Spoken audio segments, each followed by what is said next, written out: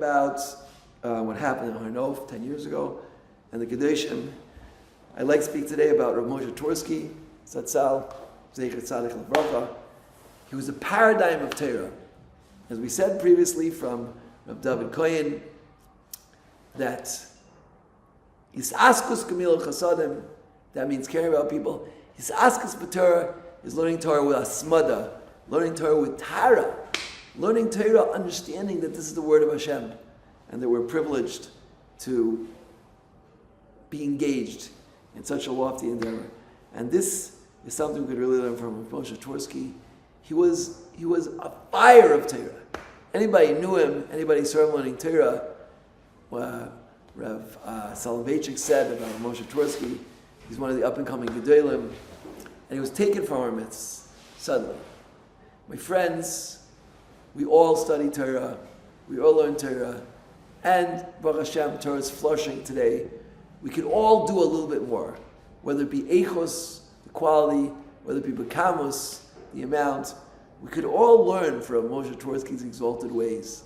And Reb Itchi Meyer Morgenstern came in last week to Moshe Tursky and he asked him, Rabbeinu, what can we do to stop the din?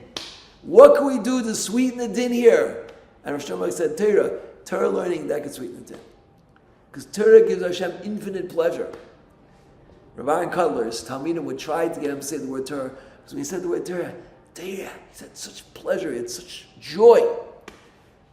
Torah is Hashem's mishtashea, it's his plaything, it's his toy, as it were, his delight. The more Torah that we are able to study, the more we can concentrate on it, the more we can focus on it, the more depth we can get, halach lamaisa, iyun. The more we can do that, the more delight we give to the Borei.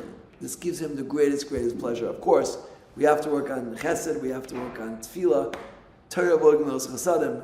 The Mishnah, I believe, is written in order.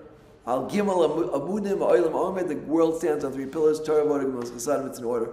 The first priority is Torah. Of course, without avoiding those chasadim, our Torah is worthless. It's not Torah, but we have to understand Torah plays such a central role. It keeps the world going. If for 1 second there was no Torah in the world, it would cease to exist. The Torah would cease to exist.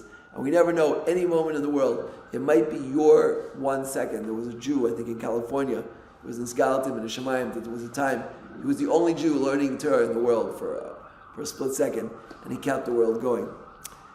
This is something we really have to take, and we're going through terrible times now. So I want to read you again from the book here on the Har Nof Massacre. When it happened, we were all devastated. All of us were the neighbors and friends to Har Nof Massacre. And we got the following note from the residents of Itmar.